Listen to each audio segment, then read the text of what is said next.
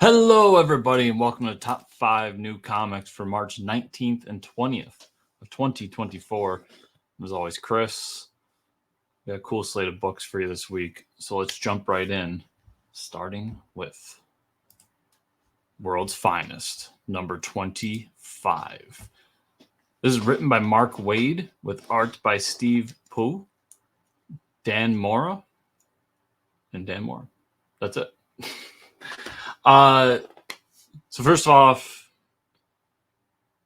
oversized 25th issue. This is a thing we do in comics, so it's probably going to be a little bit pricier, but you're going to get way more story in this. And what I just love this series. We've talked about a ton throughout this video series, and World's Finest has just been phenomenal. I like, even if some of my complaints out in the public with Joker have been out there, a little bit too much Joker right now, which is kind of a constant complaint with DC, but he is an interesting villain, so I gotta, take it or leave it, get what we can. I do like, though, that for the 25th issue, the big blowout issue, before we get into the series, the story arc that I'm really looking forward to, which is Mxyzptlk and Batmite. We're going to do a big issue and have Joker team up with Lex Luthor to fight the World's Finest. Seems fitting. I have trust in it. I mean, Mark Waid, this book has been good since day one, so I don't see why this issue would be any different. I just think Batman, Superman, World's Finest, man, it's been phenomenal. I cannot recommend it enough if you haven't been on board. One, this is probably a great place to jump on. If you want to jump on, give it a shot, see what you've been missing, and then maybe continue with it or go back and find them and move forward. We just got off a big story arc involving Kingdom Come. We're doing this, which I believe is just a one-shot story, before we get into another big story arc that should be a lot of fun. It's just such a good series, everybody. Like, you got to be on World's Finest. It's great.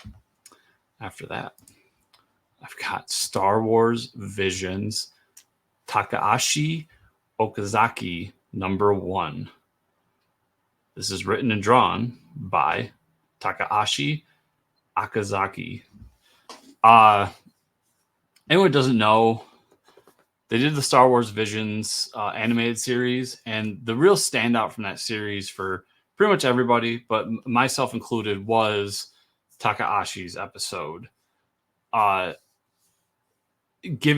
was Star Wars and like feudal Japan, which a lot of people say like wasn't Star Wars. A lot of Star Wars based on feudal Japan.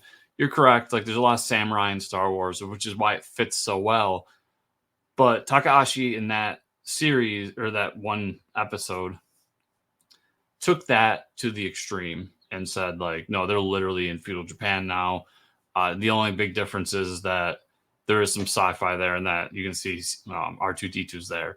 You can see we've got lightsabers still, all this stuff. But it breathed this new interesting light into Star Wars and gave it this kind of parallel universe that has been missing from Star Wars for some time. I've been saying we used to do Star Wars What If. We didn't really do multiverse Star Wars that much, but now with Disney on board, and we can talk about the negatives of Disney being on board, one of the positives is they do take some swings, and with swings comes misses, but with swings also comes great things like this.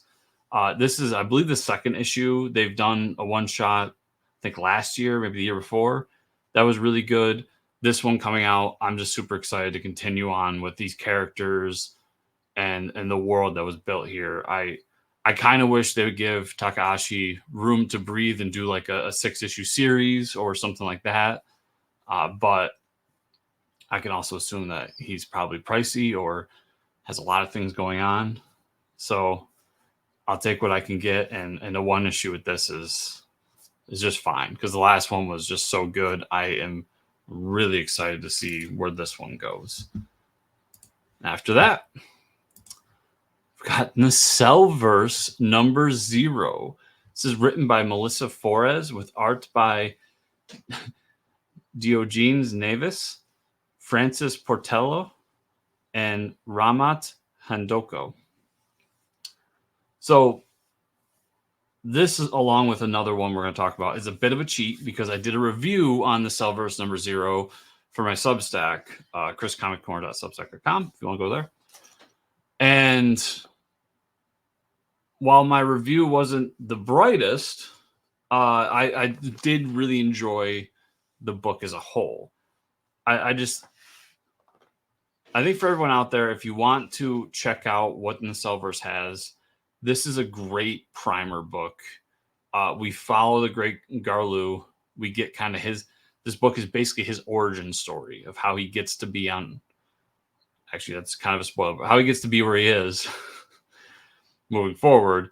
And along the way, he meets all the characters that we're going to have books about in the future. So he meets the Roboforce, he meets the biker mice from Mars, he meets the Power Lords and the Sectors. And each encounter showcases really well what the characters are. So while I don't think this book is for everybody, and that's really what I hope my review was saying, I did really enjoy what it was, and it did get me excited to jump onto these miniseries that Oni Press is throwing out there, including, I think the first one is Roboforce, which was the most interesting to me at the end of the book. So that being said, if you have any interest in the NacelleVerse and what they got, pick this up. It's a fun book. It doesn't do anything super extraordinary or extravagant, but it does tell a fun story, introduce you to everybody, and hopefully gets you excited for the books to come. And one of the things I like about what they're doing over there at Oni with NacelleVerse is it's not like this comes out and then we're just going to be 1 month after another introducing new books. The first book's going to be Roboforce. It's going to complete its 3-issue arc, and then we're going to move on to the next one. They're going to do their arc, and so on. They're not trying to overwhelm you with this huge universe. They've just got these cool characters. They're going to do these series, and we'll see down the line how they treat it. I'm sure a lot of that depends on how popular it is, but I just think there's a lot of fun, interesting things that can be done with these particular characters in a shared universe. And it's something that Oni is really taking a shot at, and I respect that. So, yeah, really enjoyed this book, and I hope everybody goes and at least checks it out if it's something that interests you, because I think the NacelleVerse has a lot of potential moving forward, and I'm sure we'll be talking about the NacelleVerse in the future. After that, I've got Something Epic number 8. This is written and drawn by Szymon Kudranski. I've really, really enjoyed Szymon's work for a while now. Like, his art style is so good. And I like that now he's in this role where he's drawing stories that he's writing. So he's drawing stories that he truly, truly cares about. And that also makes me think more about books he chooses. Like, I think he's doing a Spawn book or something coming forward. And some of that might be just a paycheck, who knows? But it makes me think that if he's in this world where he can write and draw his own books, and they're successful enough where we got this one up to issue 8, that he really is just picking projects he's passionate about. That being said, Something Epic is this. It's a really deep book, everybody. Like, it's a lot about loss and dealing with a loved one that's going through a very dark part of their life, and how this kid who has this vivid imagination and can see between the barriers of dimensions where all of our imagination lives, and how he interacts with that. There's just a ton here. And if you're looking for something a little bit deeper, this is one of the best examples currently out that I can think of. That's just like this really deep, interesting book that will also intrigue you on a nostalgia nerd level. I mean, there's sequences in the first couple issues with, well, he doesn't have the IPs, so I don't want to make it out like it's the exact IPs, but you know, he does copyright free versions of like Superman fighting Goku. I mean, you can see on the cover, it's copyright free Howard the Duck. Like, he does a lot of interesting stuff here and gets into those nostalgia feels so well while telling this amazing story. This is one of my favorite books out right now. It's so good, and I wish more people were talking about it, but I understand it is a heavier title for some. And I'm going to end with Man's Best, #1. This is written by Pornsak Pitchetshote with art by Jesse Lonergan. Lonergan? Lonergan. I'm going to go with Lonergan. I apologize. I'm not good with names, everybody. I try. So if I mess up your name, feel free to tell me I messed it up and correct me, because I'd like to get it right in the future. This is another book that, as you're watching this, my review came out for it. I was really looking forward to this, and I said in the review, I love animals, man. Like, guys, animals, pets are one of my favorite parts of life. Like, coming home to some sort of pet in the house, and maybe some that live outside the house as well, are my favorite. Like, on my property, we've got the cat in the house. We're looking into getting some other animals in the future. I've got bat houses set up. I've got feeders for the squirrels and everything. I love having animals around. It's one of the wonders of life for me. And when these creators take on stories that put pets and animals in extreme circumstances and try to tell stories about that care and love that we have for our pets and the animals in our lives, it always just rings true to me. It always hits me in the right way. And when I heard about this book, first off, Pornsak's writing a book. I'm there. I love The Good Asian, and I love Pornsak, the guy. He just seems like a really good guy. And with this book in particular, I saw it, and it was such a left turn from The Good Asian that I was very intrigued that he's trying something. He isn't trying to go down a lane of like, I'm going to be the detective guy, or I'm going to be the guy that tells just Asian stories. No, I told that story, and I did it, and he did it so well, everybody. Check out The Good Asian.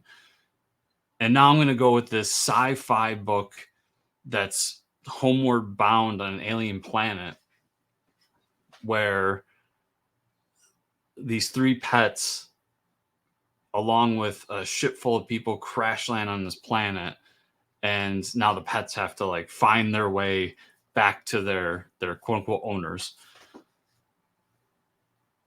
And through that, not only showing a team building exercise between these three pets, which interesting that we got 2 dogs and a cat in a team building exercise. I'm sure that in future issues is going to show much more. It does in the first issue as well, I'll tell you that. But also shows that like how much we hear all these stories about dogs that go back to the place where they last saw their owner, even though the owner passed. And it just shows that the love and care that our pets have for us. I love this issue. I'm talking a lot about the story, but like the art's phenomenal, everything about it. This is one of those books that I feel like is going to be on lists at the end of the year that people are going to be talking about, but mass markets may not jump on as much. And I want to throw my support out there to say, like, to the mass market, if you're out there, check out this book. It's a lot of fun. It's a good adventure. If you like sci-fi, there's a lot of good sci-fi in there. It's just a blast. So 2 books this week that I've already read, but I still want to recommend to you all because they're really good. So everybody, that is my top 5 for this week. Hope you all enjoyed. Remember to like, subscribe, share, comment down below on this YouTube video. And if you want to support me, that's the best way to do it. Like, subscribe, share, comment down below. But also you can find me at fortuncomicnews.com. That's where the podcast lives and all that. And also chriscomicscorner.substack.com, where I post some of my reviews or post our retro reread series. I do the crowdfunding spotlight series. Try and do some fun stuff, all free there. So check that out as well. Thank you all so much for watching this week. I'll see y'all here next week.